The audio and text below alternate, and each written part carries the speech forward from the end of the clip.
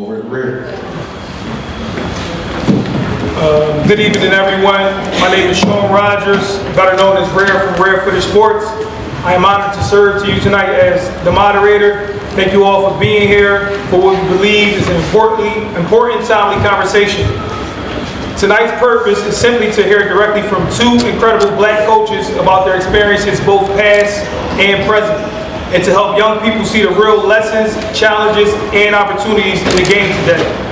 We'll talk openly about the evolution of coaching in Philadelphia, the barriers that existed then and now, the changing expectations for coaches, and the type of players that succeed in today's landscape.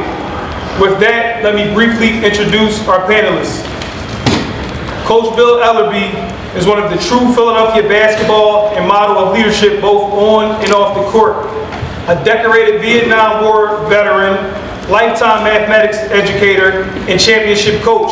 He built a dynasty at Simon Gratz High School that helped define the era of Philadelphia basketball in the public league.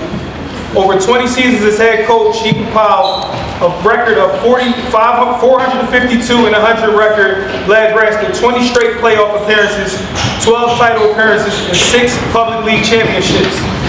His team also produced a historic winning streak, 107 consecutive public league wins, and 134 wins overall, including the playoffs. Coach Ellerbee's excellence was recognized nationally. His Gratz teams finished #1 in the ESPN year-end poll in 1990-91, and #1 in the US Today year-end poll in 92 and 93. And in 1993, he was named the National Coach of the Year by both ESPN and US Today. He later continued mentoring young men and assisted at coach at Temple University while supporting student athletes academically. Please join me in welcoming Coach Bill Ellerbee.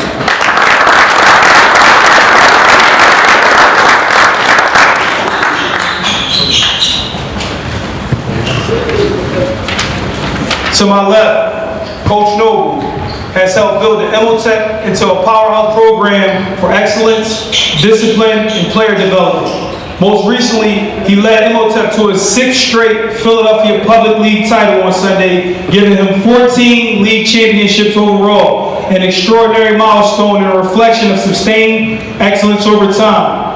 What makes his journey even more powerful is that he started at Imhotep as a math teacher before the school even had a basketball program. He then helped build the program into one of the premier programs in Pennsylvania with multiple state titles, hundreds of wins, and lasting legacy that extends far beyond the court. His impact has been significant that Imhotep named its basketball gym floor in his honor. Beyond winning banners, Coach Noble was widely respected for his leadership, consistency, and commitment to developing young men on and off the court. Please join me in welcoming Coach Andre Noble. Now, Coach, when you first began in coaching in Philadelphia, what were some of the biggest challenges you faced as a black head coach? Well, when I first started, they had what you call a closed shop, and the only people who could coach were people who were in the school district, which is not like that now, but you had to be in the school district, you had to be a union member as well, and you also had to be a gym teacher. So that closed out everybody else outside of outside of the gym teachers and and unions. So there are a lot of people who wanted to coach, and what they had to do is they had to go to court. They had to go to court and challenge the system. So at that point, that was the biggest challenge of all. In fact, I had to go to court. I had to sue the school district of Philadelphia to become a coach. It wasn't a basketball coach; it was a track coach. I was also the track coach. So it was, like I said, a closed shop. Yeah, I heard back in the day that, after basketball, that if you had to run cross country, is that true? That's what they told me. Yeah, that was one of the prerequisites for just trying out for the team. Okay. Yeah. Now, Coach Noble, would you say some of those challenges still exist today? What has improved? What still remain the same? Yeah, so there are still some barriers, like there are, especially if it matters what schools that you're working at. the charter schools like have a lot more flexibility, obviously, where I am. Okay, sorry. So the charter schools have a little bit more flexibility, like where I am. I'm at a city charter school, but you know, inside of the school district of Philadelphia, they still have like the union has access to jobs first, like whether they're in your building, whether you work in the building, whether you work throughout the whole district, before you can be someone that does not work for the district and then coach. So there are still some barriers, but obviously some of the fights that, you know, Coach Ellerbee and his peers fought has helped the present day coaches have more opportunities than Coach did when he first started. How would you describe the responsibility of the coach back then compared to the responsibility now? You know, I guess Coach will have to talk about the back then part. I take this to like, you know, we have to, when we get student athletes, we have to help them through all the way through college. So our guys that are in college now, I talk to them usually once a week or every other week. I just checking in on them. Sometimes when they being knuckleheads, I have to deal with them being in college and still being knuckleheads. But for me, it's when I first started, one of the things for me that was important was if we were able to get our program where I wanted to go, for me to make sure that I was developing college-bound young men. So that was like really important to me. So them getting through, I asked all of them when they graduate to send me their graduation picture from college, because that's an important part of what we do at Imhotep. And Coach L, do you feel like coaching young people is harder or easier today, and why? I think Andre and all the other coaches in the public, Catholic, all the different leagues, I think it's a harder job now. And one of the reasons I think is because a lot of the young men come into the programs and they think they know as much as or more than the coach. And then you also have the parents, the brothers and sisters, and everything else, where those people are trying to give the input as well. So they have an influence. They have an influence over the young men and women who are playing the game now too. So I think it's more difficult now. Now you coached a lot of high-level players, you know, the Rasheed Wallaces of the world, the Marty Collins, the Aaron McKees. What type of players were coaches looking for in the past, and what mattered most? Well, one of the things that I try to do early on is try to get a commitment from the players. You know, so I thought that was very, very important. And what we did is one of the things, we had commitment day. And commitment day was a practice on Thanksgiving morning.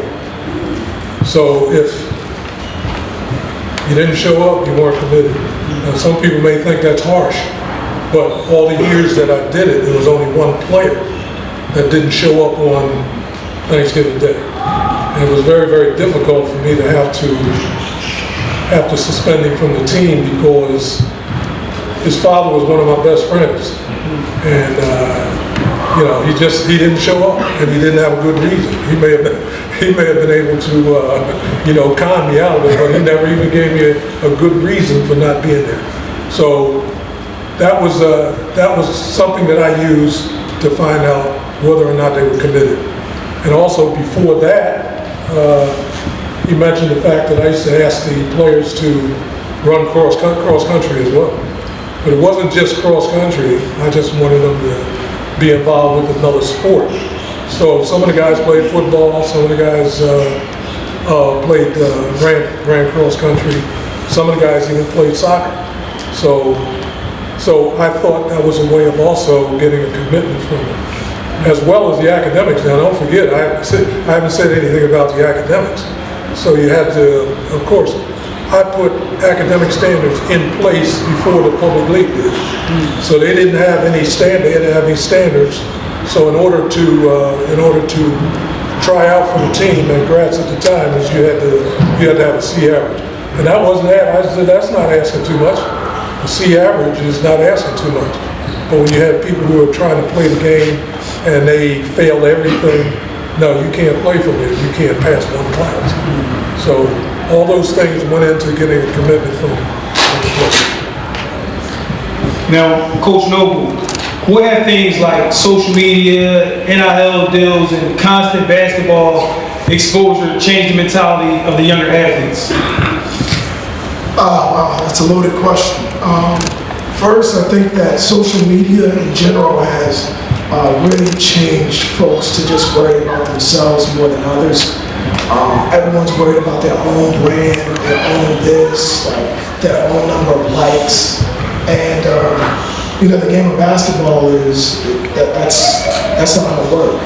So I actually talked to our guys about how we even like our team leaders out, because I think it's much harder to be a leader, a young person that's a leader, like a captain of a team.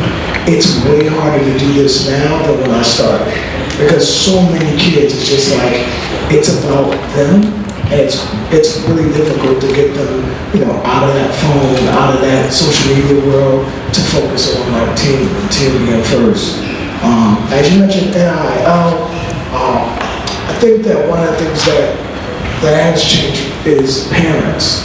I think parents, because NIL and opportunities for finances are so much closer to them. Like, 10, 15 years ago, that it wasn't that close unless it was something under the table, we had an elite athlete. But now, with it being open and the NCAA really not having a total answer, parents and families are just so much closer to money. And from that, their expectations change. It's like they want everything to happen when the kid comes to 9th grade, and that's just not realistic. So I think that a lot of things with media exposure, it's really created a me society, and it's one of the things that we work on at our school. Like we sometimes lose guys because we're not for that. Like we say this every day before we play. The only thing that matters is Imhotep winning, like to be able to get students to, and those lessons are just so important forget basketball. They're important for life. You have to be able to work with other people. You have to be able to, in business, you may get a job where you're working on a task, and it's 10 of you working on a task, and you have to be able to work with people on a goal, on a project. And just the skills of being able to work for something bigger than yourself is really important to be able to teach young people. And I think that's what we get to do through coaching. And you spoke a little bit about players, all about the me, and you got the parents and the trainers saying it's all about you. Could you elaborate a little bit on how much we will take you further than me, whereas though, if you're playing on a team that's bad and you're scoring 20 or 25 points, it means nothing rather than you averaging 13 or 14 on a winning team, winning big games in big moments. Like even right now, we're still playing. A lot of the teams in our area are done playing. So I always talk to our guys, I'm like, they can only write about who's playing. And the teams that are playing are the teams that are playing together and winning. So whether you average 12 points and that guy averaged 30, his season was over almost a month ago. Like you're still playing. And getting them to see, like, if you just buy into team first, and just a quick story, one of my juniors, Coach Gratz came and watched us play, and he said that he's like, yo, he's moving his feet better. Kids talk about moving his feet better defensively. And I showed the kids, they don't think that that's what's important. They think, like, I scored 30. No, that he can go from the last time we saw him, he wasn't able to guard well, and this time he guards it much better. Those are the things that has to happen if they're going to be really good players in college. So we try to get our team to emphasize, like, it's team first. Like I said, like if we can't turn you or turn your family, sometimes we lose guys from it. But it's just like it's what's worked for us, like to just not be afraid to play without this kid or that kid, or this kid doesn't want to be in a team setting. Okay, go somewhere else. You have to. We have something that we put on the back of our warm-up says "Coaching doesn't graduate," and we just have to, like, one of my jobs and our coach's job is to protect the culture of our logo. Now, Coach L, back to you. What were the biggest challenges in supporting the young athletes years ago? Well, the first thing that I always thought about, and a quick story is I've always followed the basketball in the city of Philadelphia from the time that I can remember, the time I can read. I was, reading the papers about all the guys from Will Chamberlain all the way up. So there was a situation one time before I became the coach at Gratz. One of the teams, I'm not going to name them, I'm not trying to embarrass anyone, but one of the teams, we used to split the season. Of course, at the Christmas break, you go into the second half of the season afterwards. But one of the teams went into the second half of the season, and they were 12-0. They were 12-0, and everybody was ready to pack it in because they had a great team. But in the second half of the season, what happened is they lost all the guys on the team to eligibility. They lost all of them to eligibility. So when I got the job as a coach, I thought the most important thing is after you get everything organized, what you wanted to do is you wanted to make sure that they understood that they had responsibilities academically. So before I ever threw out the basketball and had practice, I had tutoring first. So we had a week of tutoring, and again, that was something that you wanted to do to find out about who's committed. So we had tutoring sessions before we ever had basketball practice. And after we started the basketball, we still did tutoring first, and then basketball came after the tutoring. So I just thought that as far as responsibility is concerned, I thought our greatest responsibility at that time was academics. Coach Noble, I want to ask you the same thing. What are some of the challenges that you face today with supporting kids in today's time? So I think two things. One, I feel like we have to work on this as a community. I feel like basketball is becoming more of a middle upper class sport. You're seeing much fewer students from inner city economically challenged areas really getting scholarships as compared to when I first started. It's a significant difference because now it's so much. You'll see so many of the best players. They have trainers since they're 7, and they got someone working on their nutrition. It's so much money that's in the development of players now that did not exist when I first started. So one of the things that I see is economically disadvantaged kids. It's super dope of the stuff that they do here because just giving our kids opportunities that they would not have in certain spaces. But that's one of the things that's definitely I see is that our young people are being priced out of basketball, and so the work at places like this is just so important. And the second thing I would say is just with all the people that are trying to hang around talented kids, just seeing them as a bag of money rather than a young person we're trying to develop with great character and valuing culture and things that are important for them in life. So, and it's so insane. Sometimes you'll see those folks doing that around kids, and if they fall, they scatter and then look for the next kid.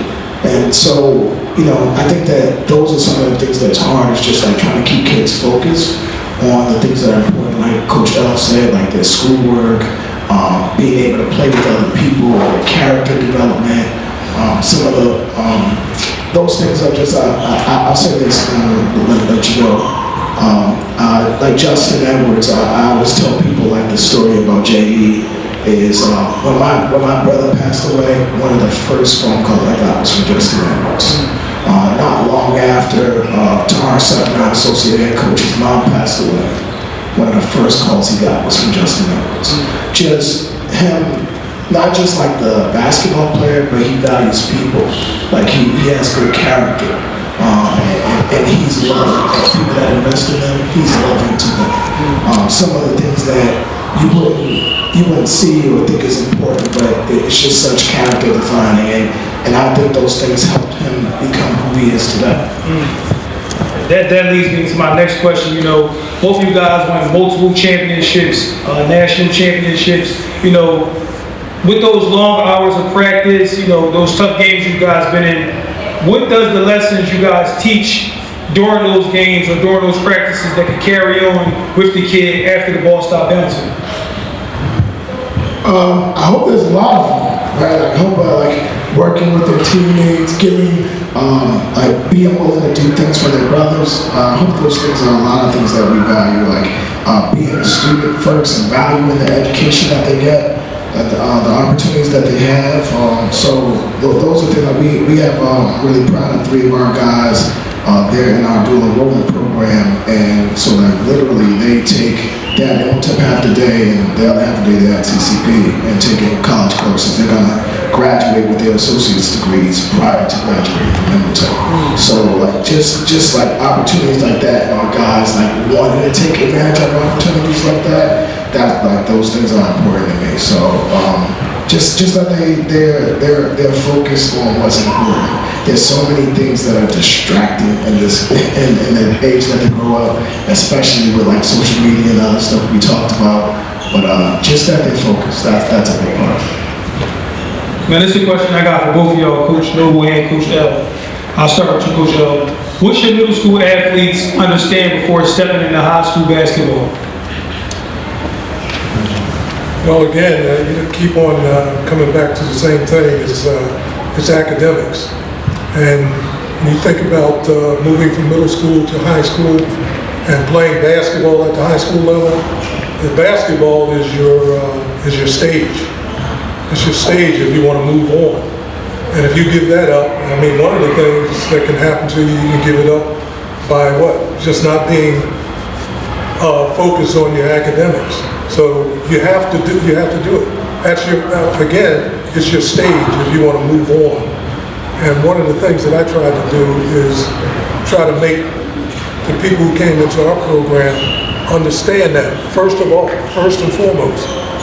So the other thing is I wanted to make sure that they understood that they have to reach back and help they have to help other people.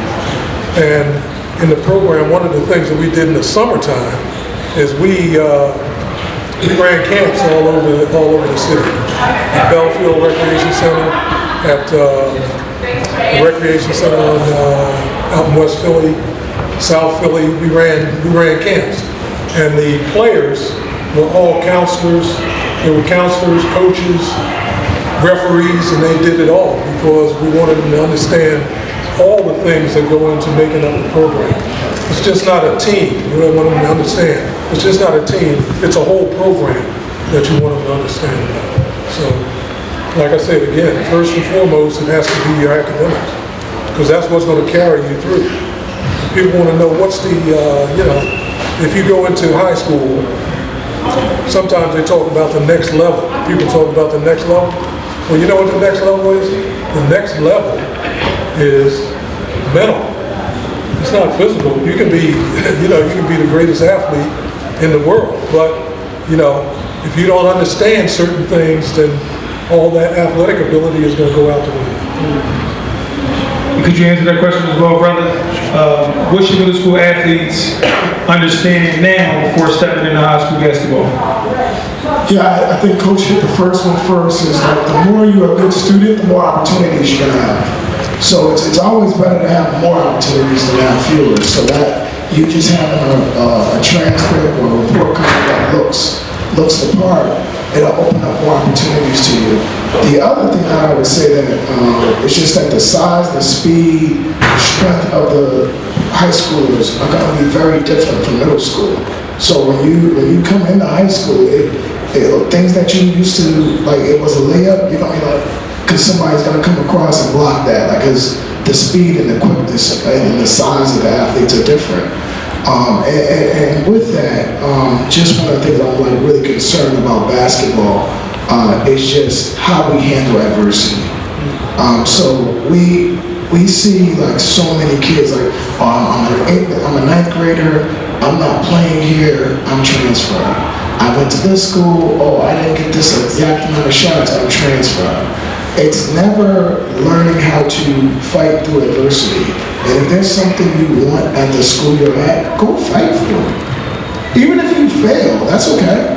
Like you can fail and then go fight again the next day, and then the next day. But being able to fight through adversity is a skill that you're gonna need for life. So even as you make this journey from middle school to high school, that's one of the things that you should just keep central. Like, it's going to be hard. Life's hard. Like, it's not gonna be easy. Everything you want, it's not gonna be like here. You have to go earn and take what you want.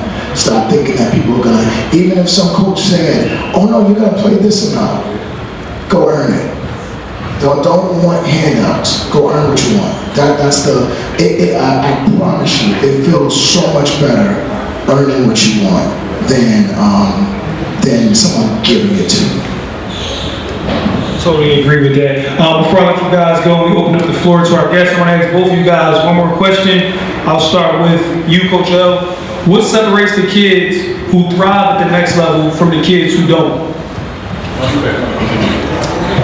Well, like I said, when you take that step and you move up from high school to college, the next step, like I said, it's a mental thing. It's about how much you understand about basketball. It's not about being a great athlete. Now, one of the things that Coach Dean Smith said to me, he wrote it in a letter, and he said that Rasheed Wallace was the most prepared athlete that he had ever seen, and he had ever been around. And that's what it's all about, making them understand, the totality of the game. The game itself, the administration, the coaches, the referees, the athletic directors, everything. You have to make them understand what's going on. Now, somebody told me, said, well, if you can find that letter, you could probably auction it off, and I can't. I've been looking for it. But he did. He wrote it. He said he's the most prepared athlete that he's ever been around. So, and like I said, it makes me feel. That made me feel very good about myself. That I put enough into him so that he could be in that situation. So, and the other thing, what I would like to add, we've had a lot of success, in basketball at Gratz High School. But what I'm most proud of is the fact that of all the guys that came through the program, there were only 2 guys that did not get the opportunity to go to college. Only 2. And those 2 guys went into the military, and they made military their life's work. So, of all the things that we've done and accomplished, like I said, I'm most proud of that. And could you answer that same question, brother? What separates the kids who thrive at the next level other than the kids who don't? So one of the things we try to do is we try to prepare like a college program compares, because I think that if we're able to mimic what they're going to have to do, they're way more comfortable doing it at the next level. So we lift 3 times a week, and season we lift twice a week. We study film multiple times a week because as we prepare for our opponents. And so we try to do the things that I know that they have to do next.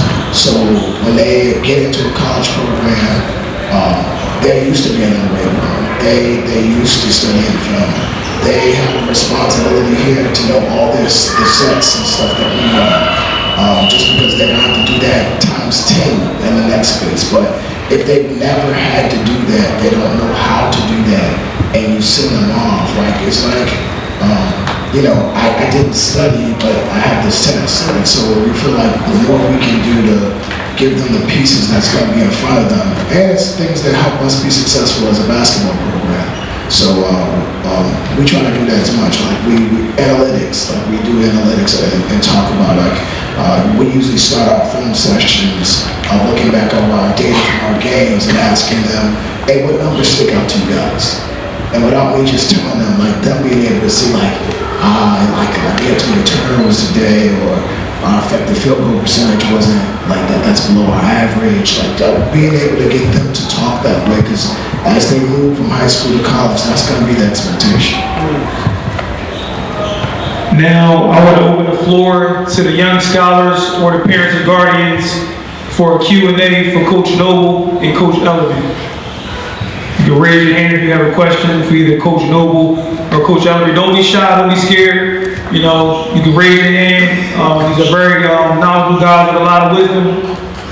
So yeah, anybody any questions?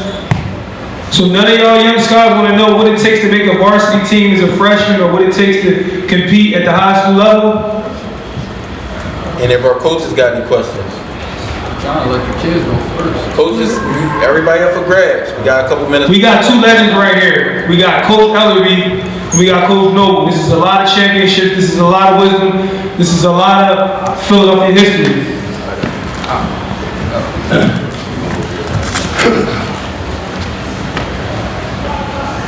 What does it take for a freshman to stand out and make the varsity team when he's just getting in, and go against older guys when he just get to high school? That's a good question. It is. So, Coach, Want me to answer that? Yeah. So, yeah, I would say that try to be good at the little things, or the important things. Like, it's not, oh, I gotta go score 30, but how about trying to be the best defender on the team, right? Where you know that that's gonna help you. Or how about in practice, you know, being first to the floor for loose balls. We talk about like 50-50 basketballs. Things that just like, okay, even if he's a little smaller than that, like, look at how he's competing. So that's probably, to me, the easier ends for people that they might really look at you, right? Because most teams are going to have some scorers when they first start, right? So just try to come in and have an impact in the areas of the game that every team that wants to win has to have, and you can make an impact as a younger player.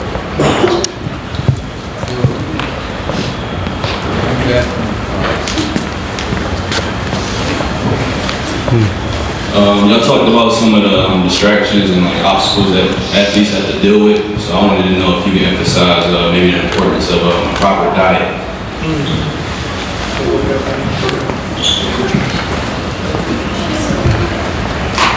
Yeah, something that you have to incorporate into your program as well about diet, because for the most part they don't know much about it. So it's a good step for you to do things of that nature so that they understand and they can help themselves. You know, one of the things about what we used to do is the hotel, and I forget the name of the rest of the program, but we used to have the young men on the team have lunch in the hotel and management program. So we had a lady named Miss Jordan who used to fix lunch for the basketball players, and she also taught them how to use a knife and fork and things of that nature. So, you know, again, you know, you're talking about the whole program, not just one thing. But that's very important. That's very important that they understand what they should be eating or not eating at all before certain games. So, you know.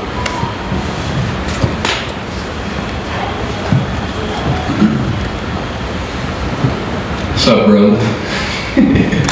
So, bro, this for Bro Andre. How do you still keep your composure throughout all the years or through your success? Also, you too, Coach L. How do y'all stay level-headed even through the moments where you're at the top? You know, and you know, as kids in this era, you know, they kind of look at how high they can go and not, you know, and be humbly at the same time when things are starting to fall apart. That's a good question.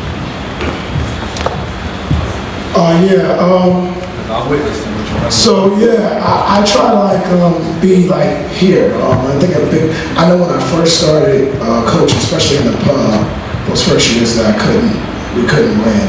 One of the things that I noticed about myself was I would get really animated in the game, in the moments. And I just learned over time to just like obviously we just had a real tough game against West, and somebody was like, yo, I watched you. You were just like, the guy said, yeah, because the kids are already nervous. Kids are already nervous. They already have a bunch of energy. So if you want to be good at coaching, you have to be like level-headed and not allow your emotions to reflect on them, because they already are going through it. They don't need your extra emotion. They need instruction. Like they need instruction. They need coaching. So I always try to like when those moments are like really like it's going crazy in the gym, to just be like right here. The same voice I have right now to be right here. So that's one of the things that like just from doing it a long time now, I've learned over time and just made it a part of who I am as a coach. Yeah, I watch Andre on the sideline. He's really cool. And one of the things that I just sometimes I would lose it because you know, some things you know, very difficult for you to accept. So you know, there was someone that said to me, they said about the coaching. They said, well, you don't do anything. You just sit on the bench and you don't do anything. Well, I always thought that your time, coaching time, is in the gym when you're at practice. It's not in the game. It's not really in the game, as Allen Iverson said. It's just a game, you know. But like Andre said, you have to be cool in most situations. You know, sometimes you have to get on the stage yourself and project to the young people that are playing for you that you're unhappy with what's going on the court. So, you know, so what you have to do is you have to be ready to think, not just react. You have to think about what you're going to do next. Got time for like a couple more. I see hands going up galore now. Let's get the kids first and then we'll pass it.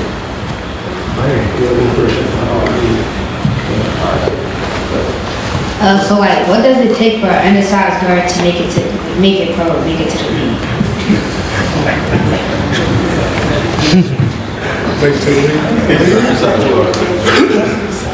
Well, there have been plenty of undersized guards who've made it to the league. You ever hear Muggsy Bogues?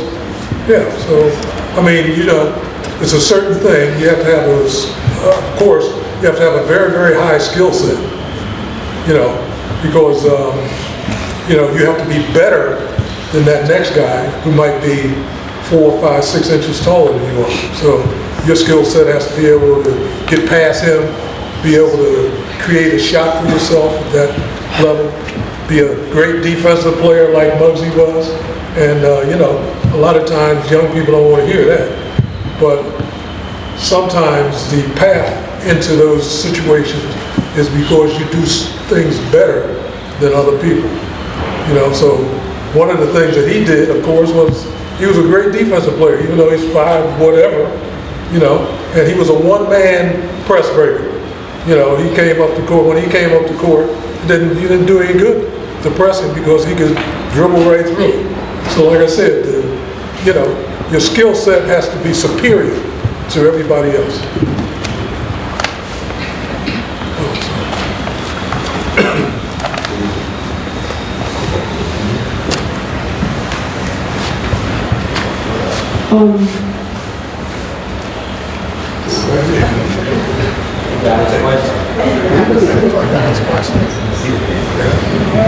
Flew right out of his head. What stands out to you or coaches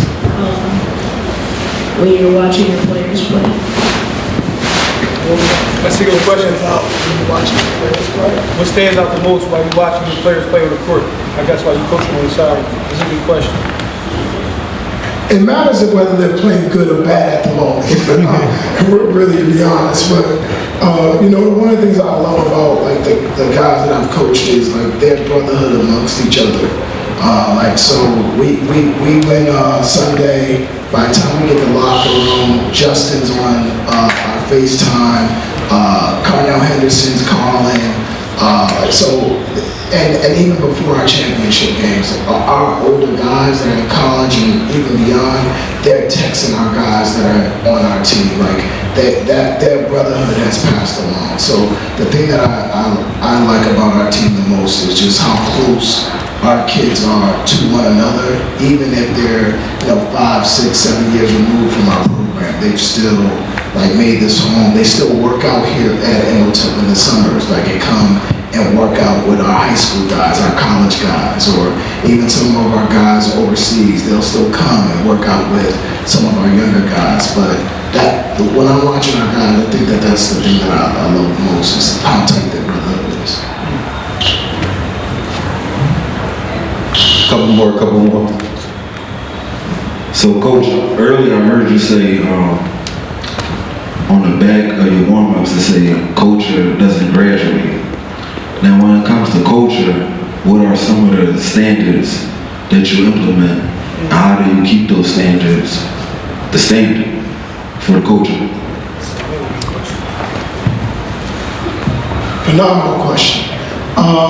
So it just matters like what is important to you. That's really what your culture is, right? At the end of the day, culture is like your way of life. Like what is important to you? Our culture is about discipline, us being like committed to our program, sacrificing for the greater of our team, and then the other thing, like just on the court, of us being a defensive basketball program.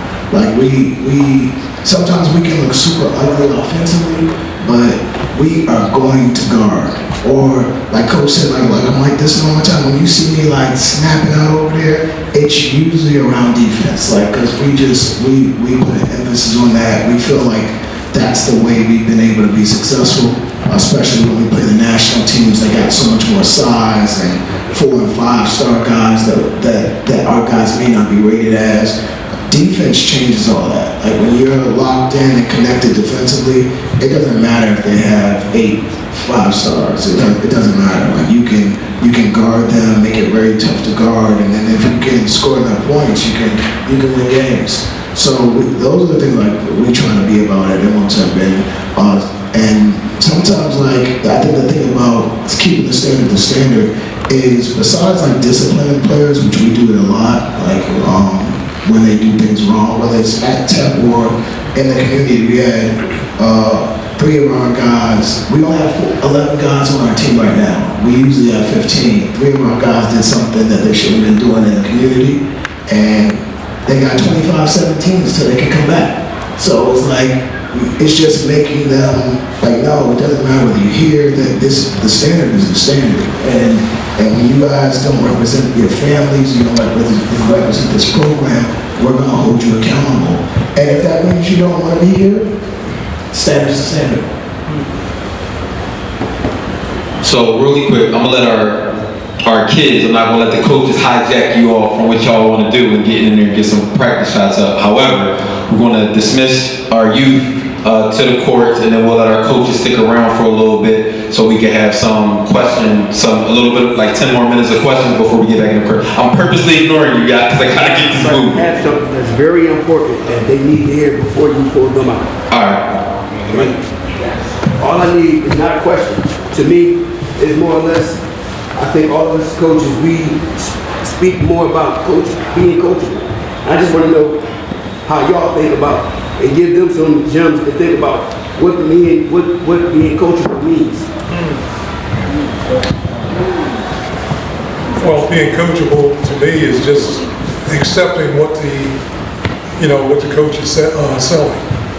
So if you don't want to accept it, then you shouldn't be there. So the question that this gentleman asked over here about how do you keep you talk about culture and everything. And I just tell my players just to be good people, just to be a good person. I had a young man that came out for the team. He was a 9th grader, and he was ready. He was ready, but he wasn't a good person. What I told him is this. I said, you're not on the team. He wanted to know why he wasn't on the team. I said, you're not on the team because you're not a good person. There used to be a grade on your report card. It was called citizenship. And, you know, he failed citizenship, and he did it for 2 years before he, you know, he changed his path and he changed his attitude. So, you know, that's one of the things. I'd just say, hey, look, you have to be a good person. Thank you. Let's give another big round of applause for Coach Bill Ellerbee and Coach Noble.